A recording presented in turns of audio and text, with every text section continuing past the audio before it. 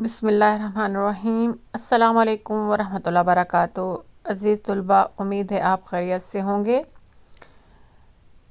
آج جماعت نہم federal board کا نیا نصاب کا سبق شاعروں کی باتیں، اس کے الفاظ معنی میں اپلوڈ کر رہی ہوں۔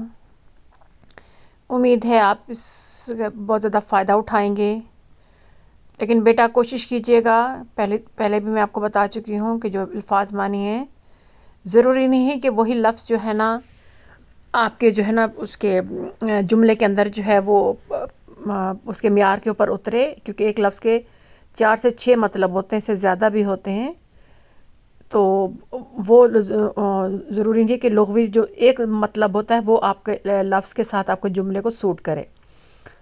تو آپ پھر بھی آپ کے لیے بہتری کے لیے یہ والے الفاظ میں نے آپ اپلوڈ کر دی ہیں۔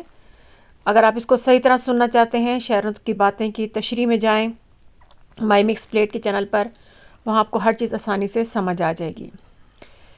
ایک اور چیز، اگر آپ نے اس چینل کو سبسکرائب نہیں کیا تو جلدی سے سبسکرائب کر لیں تاکہ آنے والی ویڈیوز آپ کو ملتی رہیں۔